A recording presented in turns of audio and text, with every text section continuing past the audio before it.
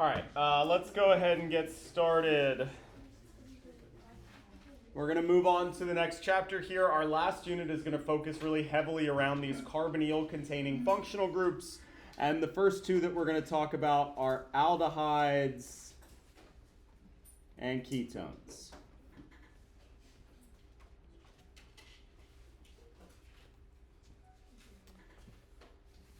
All right, so these are both carbonyl-containing functional groups. An aldehyde is when that carbonyl group is located on a terminal carbon. Right? So there's necessarily an H, a hydrogen bound to that carbonyl carbon. You don't have to explicitly draw it, but just to note. Whereas a ketone is an internal carbonyl group. So that carbonyl carbon is necessarily sandwiched between two other carbons.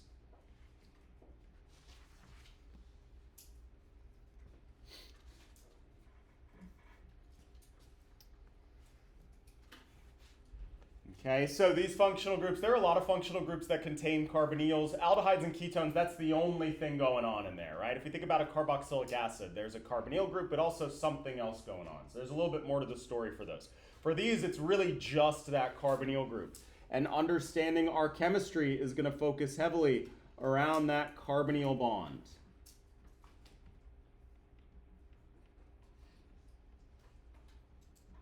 All right, so let's just kind of zoom in on one of these structures.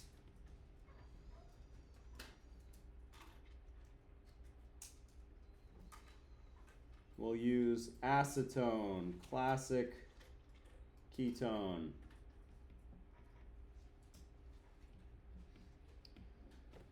All right, is that carbonyl bond polar or nonpolar? Polar. And where is the electron density, on the carbon or the oxygen? On the more electronegative oxygen, right? So in our mind's eye, when we're looking at this molecule here, we want to imagine that oxygen is glowing red hot, and that carbonyl carbon has a relative lack of electron density, all right? Because we have this polar bond here.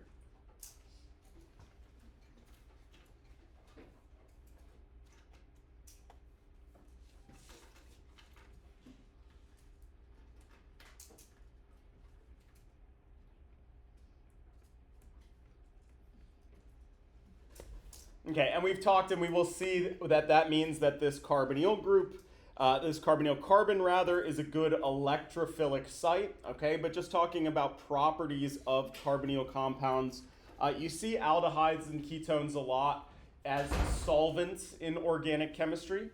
All right, so let's look at this polarity spectrum again. All the way from nonpolar to polar. All right, and we're going to take these three molecules and arrange them on this spectrum here. We're going to take acetone. We want them to be similar in size. So we're going to take acetone, 2-methylpropane, and then 2-propanol.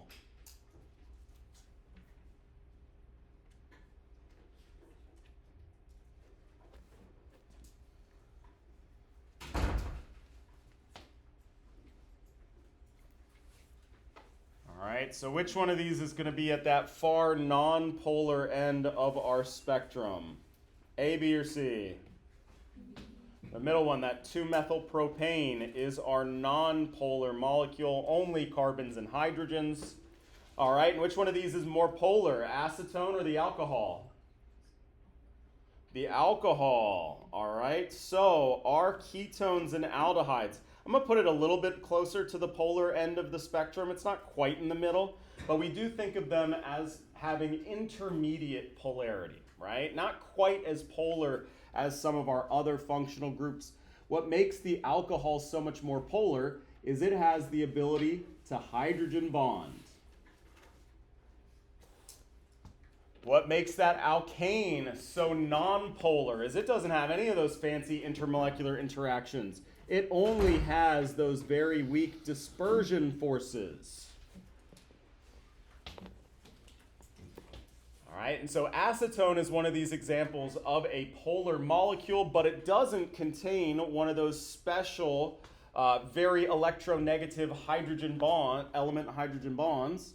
Instead, it's just this carbonyl group. So it's polar, but it can only dipole-dipole interact. All right, so again, we call this intermediate polarity.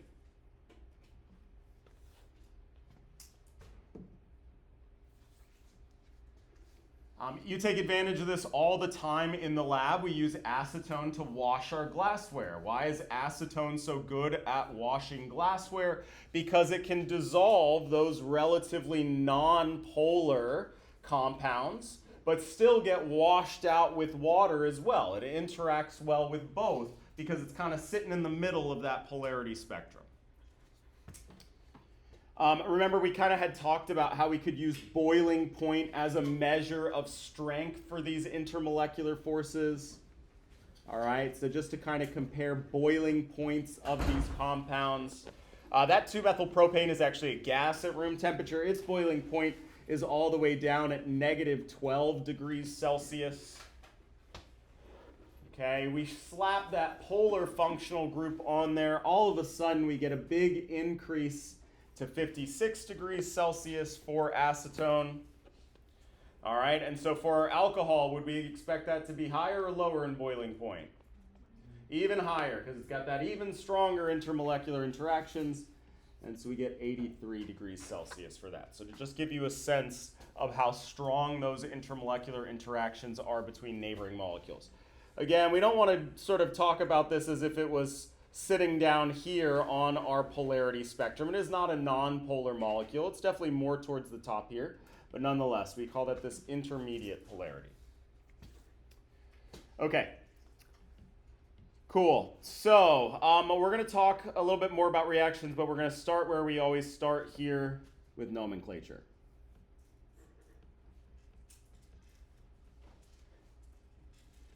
All right, and because these are two separate functional groups, we do have two separate ways of naming these molecules. So we're going to tackle nomenclature of aldehydes first. Okay? It kind of irks me that we have these two different functional group designations for aldehydes and ketones, because what we're going to see is, they're basically the same in terms of the chemistry of these molecules. We'll talk a little bit more about the history of why they're two different groups later on. But yes, we do have two different ways of naming them because they're classified as two different functional groups. So let's put down an example here.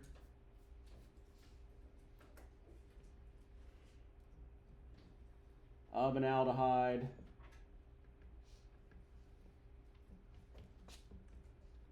Step one, we're going to find that parent chain.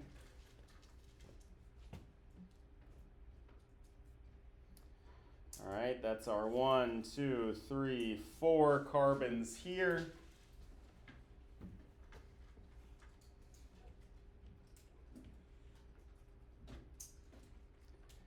All right, and for our new functional group, our aldehydes, we're going to use the suffix Al. Right, so not all OL like we do for alcohols, but Al for aldehydes. All right, so if we want to do an example here, kind of an analogous compound, an alcohol, we know that this would be 1-butanol.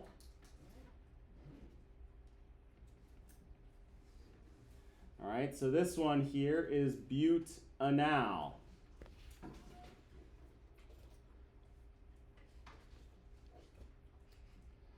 All right, we got the 4-carbon but, we got the AN to indicate all carbon-carbon single bonds, and the AL for our aldehyde functional group. Okay, now for my alcohol, I have to specify one butanol, right? I have to indicate the position of that hydroxyl group. All right, we don't have anything new to talk about with regard to substituents.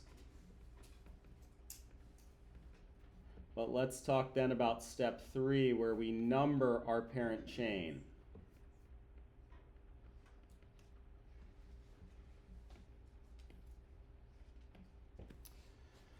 If I'm going to number my parent chain here, what am I going to number? Left to right or right to left?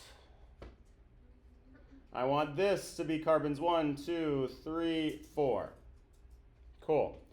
Now, if I were to pick up this aldehyde functional group, this carbonyl bond right here, and move it over to carbon 2, would that still be an aldehyde? No, an aldehyde is necessarily on one of those terminal carbons, right? And because it's always going to be on carbon 1, we omit the number for aldehydes, all right? So when we're numbering our parent chain, we still want to number it. If there's any other substituent in there, we need to still number our parent chain, all right? What we're going to omit the locant of that carbonyl because it's always carbon 1.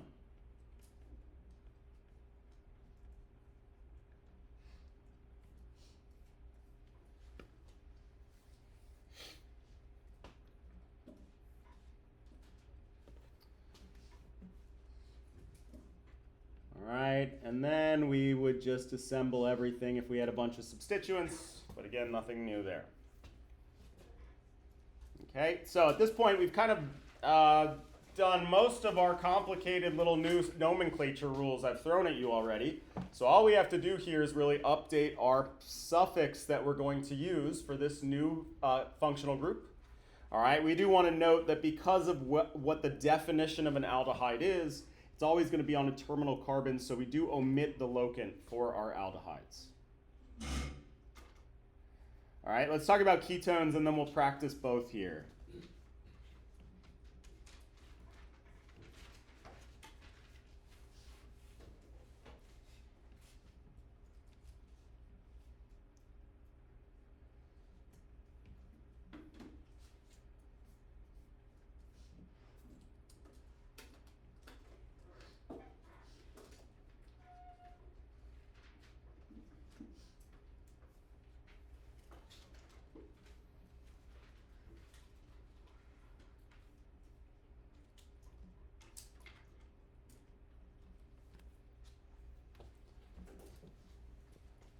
All right, so step 1, we're going to find and name that parent chain. Longest continuous set of carbons are 1, 2, 3, 4, 5, 6 carbons here. All right, and so now we have our new functional group, our ketone. And for ketones, we're going to use the suffix O-N-E, own.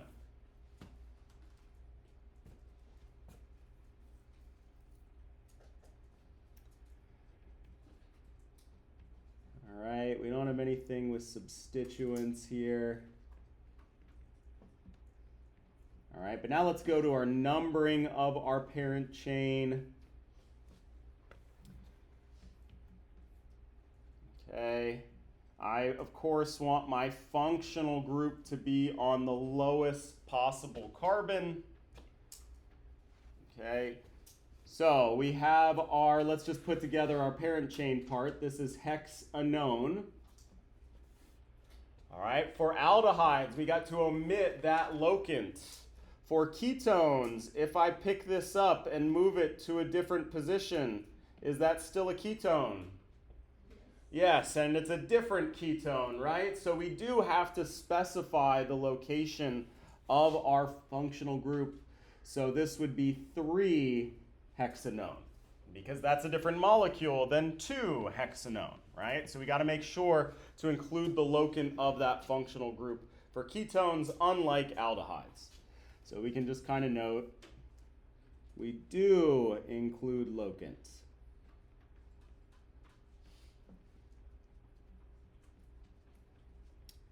and then we assemble everything together.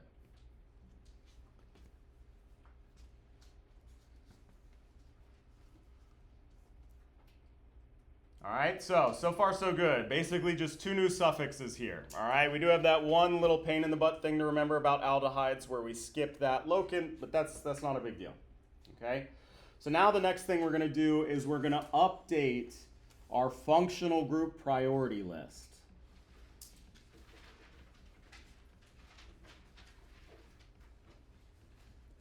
Remember, how did we deal with molecules that had multiple functional groups in there? We learned that in organic chemistry, all of these functional groups are ranked from lowest priority to highest priority, right? All the functional groups have a priority associated with them.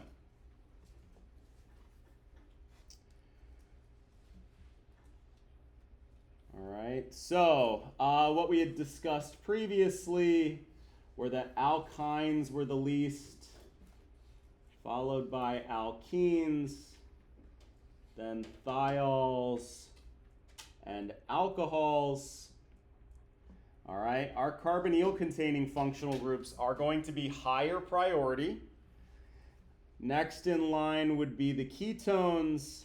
And the highest priority functional group that we have at this point in our course are those aldehydes.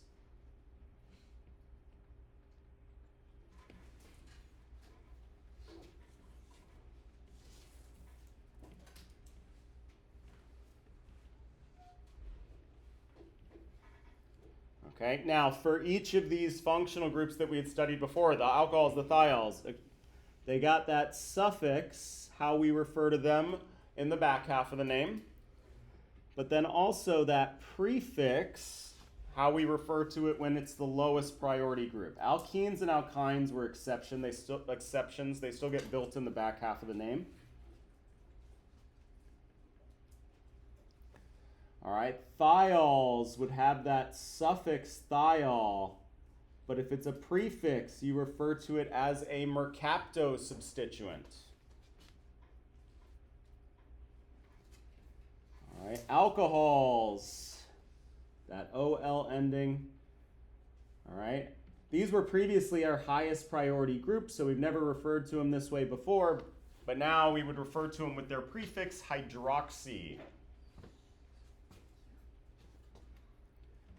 For aldehydes and ketones, we just learned of their suffixes Al for aldehyde and ONE for ketones.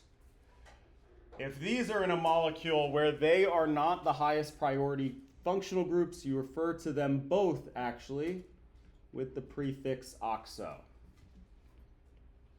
Which is a pretty cool one.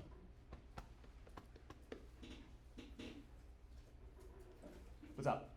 Okay, so if you have multiple functional groups with differing priorities in like a Yeah. hydrocarbon, the thing is, which one do you go with? Do you go with the one that has everything in the right priority order, but the locants are like of higher value? Right. Or the ones where the locants are of lower value, but it's not in the order of priority? I got you. So the important thing to remember is that as soon as it's not the highest priority functional group, it's not a functional group anymore. It's treated as a substituent. And it's lumped into the same category as all of our other substituents, methyl groups, chloro groups. At that point, it's a lowest number in the name kind of game because they're not considered functional groups. They don't have any specialness associated with them anymore.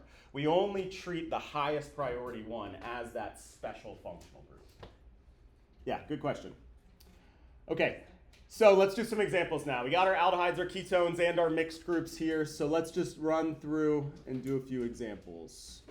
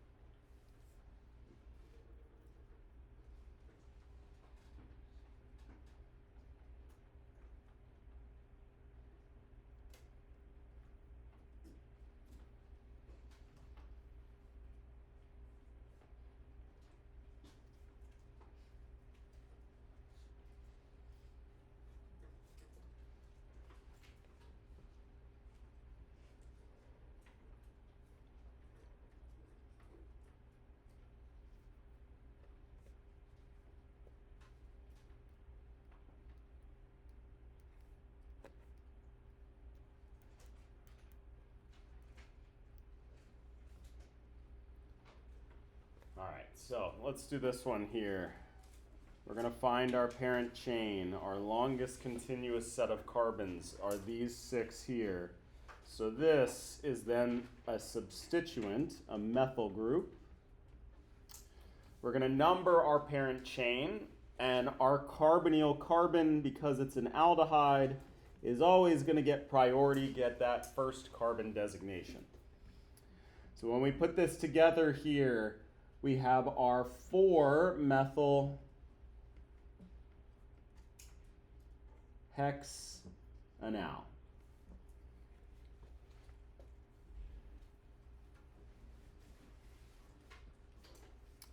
All right, so importantly, we don't put the 1 in the name to indicate the position of that aldehyde group. It still does influence how we number that molecule, right? That is still carbon 1. It's just always carbon 1, so we don't bother putting it into the name.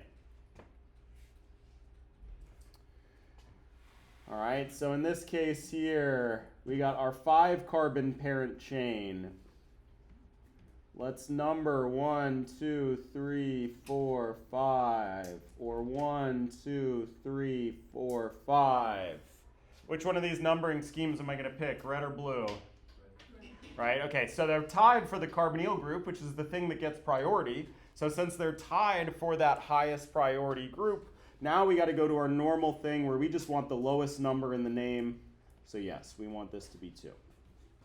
Okay, and just to remember when we assemble our name, well, I guess just to break this up into a few more steps here, this is a chloro group, and this is a bromo group. And when we go about assembling our name, we need to put our substituents in alphabetical order. So 2-bromo, 2-chloro. And now because this is a ketone, I have to specify the location of that carbonyl group, 3-hexanone.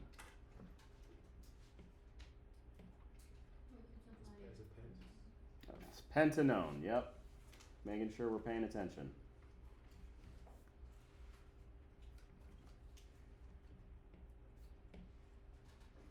All right, and like we can do with our other functional groups, if we really wanted to, although usually not, we could put that 3 in the back half right before that ONE, our functional group designation. All right, so now we have one of the examples of our mixed priority functional groups here. So again, we're going to start by finding that parent chain. All right, here we have a mixture of a ketone and an alcohol. So we're going to go to our priority list, and we're going to note that ketones win. Ketones are higher priority functional groups than alcohols. All right, so this low priority functional group here is demoted to substituentness, where it is now a hydroxyl group. My high priority ketone will still be referred to as a functional group with that ONE ending. When we number 1, 2, 3, 4, 5, 6, or the other way, 1, 2, 3, 4, 5, 6, which one are we going to pick? Red. The one that prioritizes that highest priority group. So yes, we want that red numbering scheme. All right, so putting it all together here, 5-hydroxyl, 3-hexanone.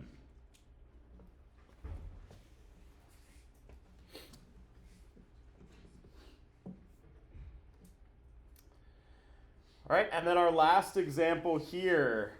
We got 2 carbonyl groups. So how are we supposed to deal with this here? All right. Yeah, so we would want to note, even though they're both carbonyl groups, one of them is an aldehyde and the other is a ketone. And in our priority list, ketones are the lesser. So this one's going to be referred to by its suffix now as an oxo group. All right, I'm going to number my parent chain where I'm always starting with that carbonyl carbon.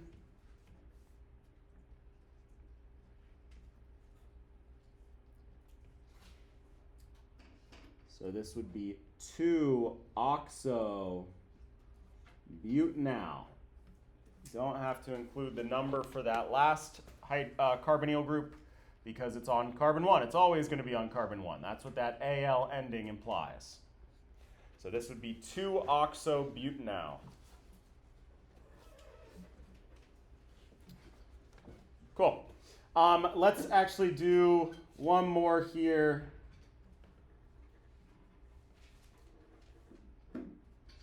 Haven't talked about these examples in a minute, so always good to remember.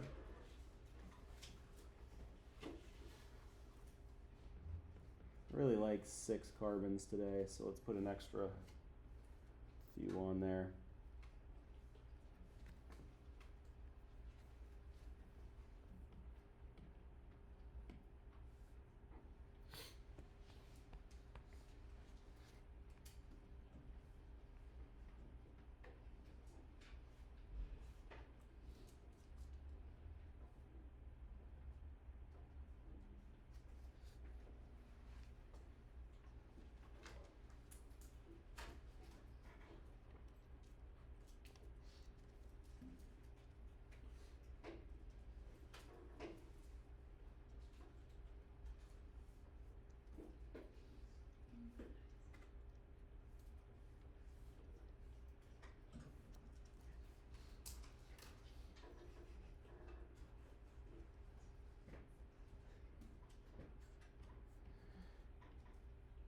All right, so we got our 7-carbon parent chain.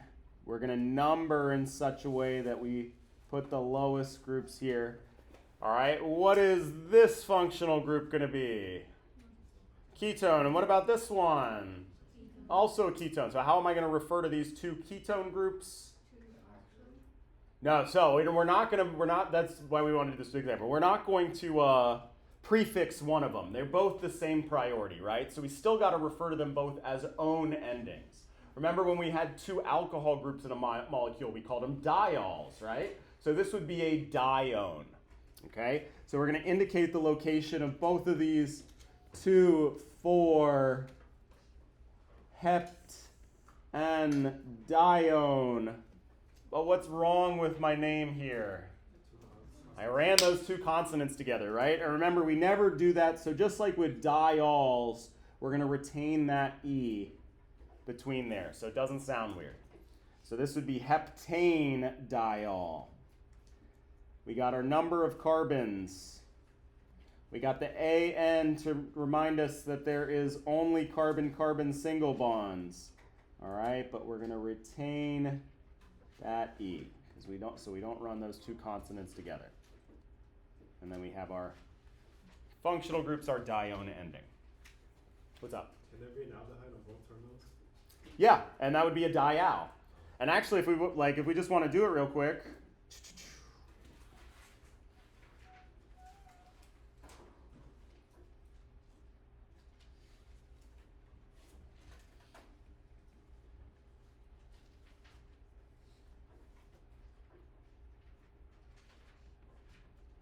All right, so we have 3 carbons. We have these 2 aldehyde groups. So this would be propane dial. Do I have to include my numbers of where those carbonyl groups are? No, they always have to be located on either side. So just based on how long that carbon chain is, I will know that one of them's on carbon 1 and one of them's on carbon 3. So boom, we're done at propane dial.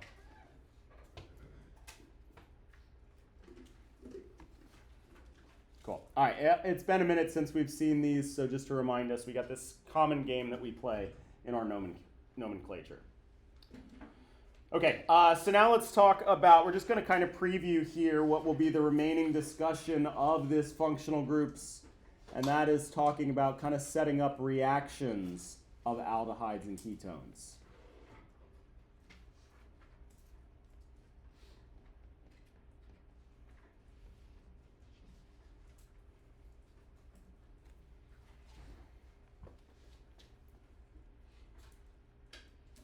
Okay, and understanding our reactions of aldehydes and ketones goes back in every way to what we were talking about with regard to the polarity of that carbonyl group. We have this nice polar carbonyl group here.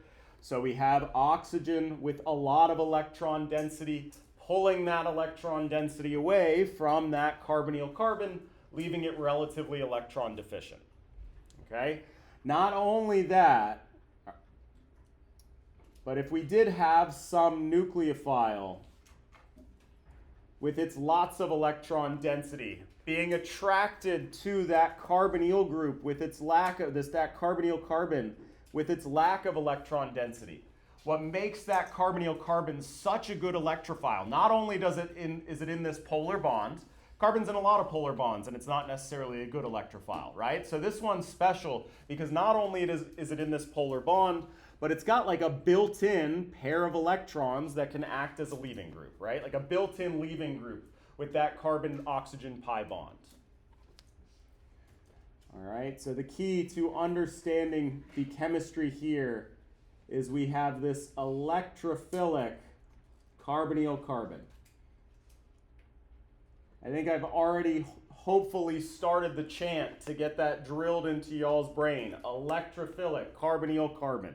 Because this is so key to understanding the chemistry of these functional groups.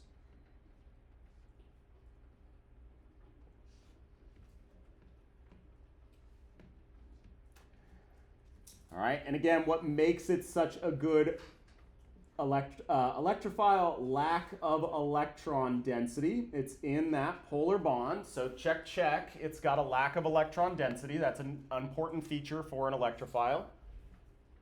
But also that built-in leaving group electron pair. All right, that means that a nucleophile can attack that carbonyl carbon without ever disrupting that carbon's octet. Almost forgot that word for a second. Yes, without ever disrupting that carbon's octet. All right, there's one other thing that makes these really good electrophiles, right? In order to be a good electrophile, the nucleophile actually has to be able to get to it. And the other thing is the geometry of these carbonyl groups. They are trigonal planars. So they're sitting just flat. Kind of a really wide open carbon in this molecule. It's not really crowded because of that electron geometry. Because of that geometry, it's very accessible.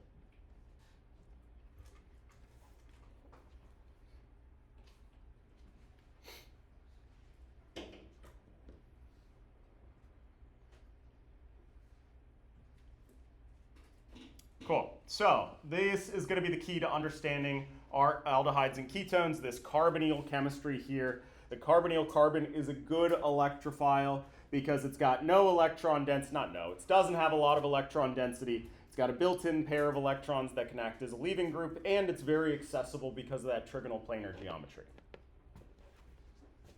All right, so this doesn't really help us to, both aldehydes and ketones share that same feature, right? They both have those carbonyl groups. So why do we distinguish between aldehydes and ketones?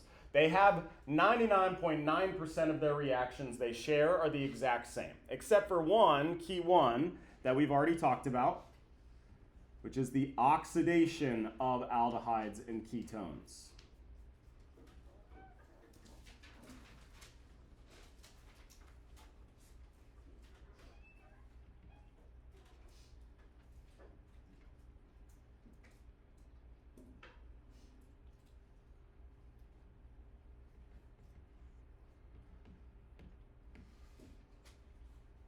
Okay, so actually we're going to note here. Aldehydes and ketones share most reactions except this oxidation reaction. All right, if we took this aldehyde here and this ketone here, and we're going to treat them with that strong oxidizing agent, sodium dichromate,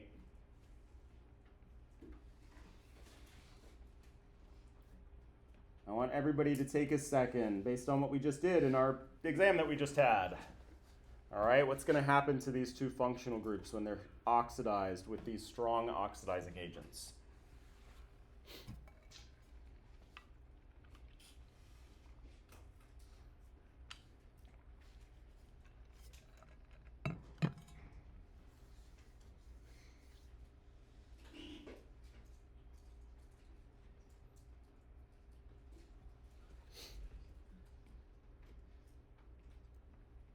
All right, what's my aldehyde going to oxidize to? Carboxylic acid. A carboxylic acid.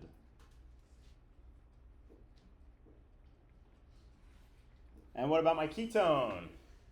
Trick question. Can't happen, right? We can't oxidize that carbon anymore. It's already maxed out here. So I guess we'll just not even do that. We're going to say bam. Nothing.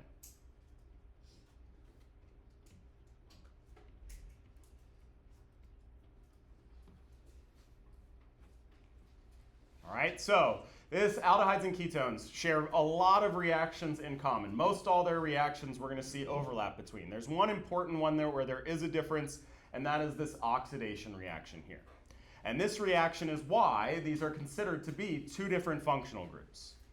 So what's up with that, okay? Because that seems like a pretty extreme classification for just one reaction difference. I mean, we have primary, secondary, tertiary alcohols, and they're way more complicated than that, and yet we still call them alcohols. So why did this lead to this separation of these two different functional groups here? Okay, and this is kind of just a fun fact, but just so you guys know. Why are they different functional groups?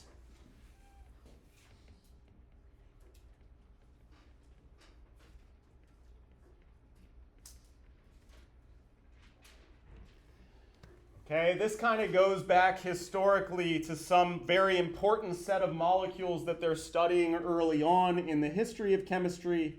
The reason for this is because of sugars. All right, sugars are molecules that were very interesting to chemists very early on. They're something that they knew was important in biology, right? So studying sugars predates a lot of our advanced technology that we had. So first of all, let me just show you an example of a sugar molecule. Okay, so we got this 6-carbon sugar here, and it has this carbonyl group at the end.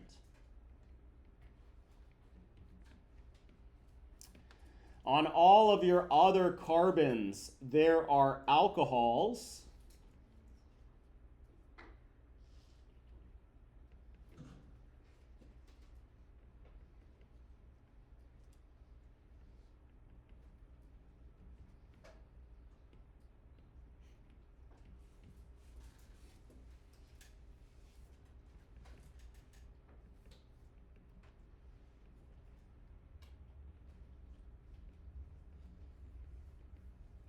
All right, And you'll notice that all of those internal carbons are stereocenters. They have 4 different bonds. And so what makes glucose different from galactose, different from xylose, I don't know my sugars, I'm not even going to lie, is that the stereochemistry of all these bonds is different, right? So whether the hydroxyl group is on a wedge or whether it's on a dashed bond, that is what makes up all your different sugars, is the stereochemistry of these hydroxyl groups.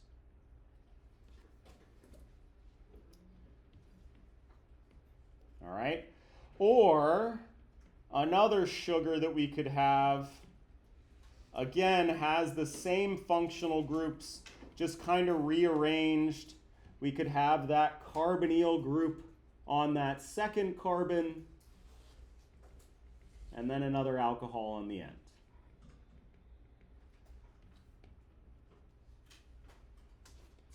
All right, so these are both sugar molecules.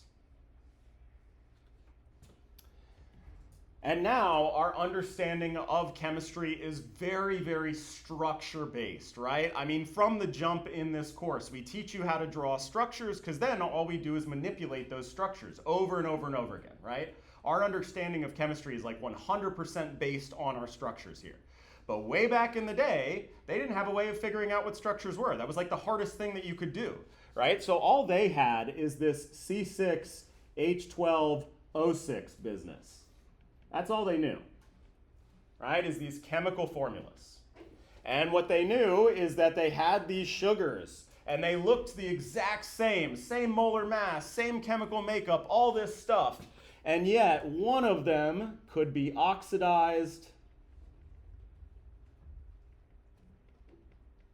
and the other could not.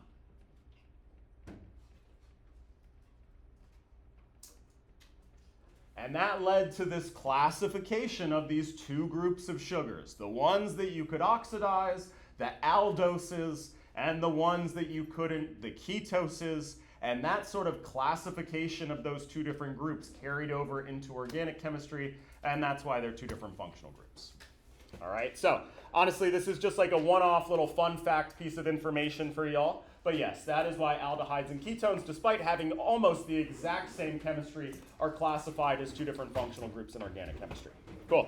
All right, we'll pick it up. We'll look at specific reagents and specific reactions next class.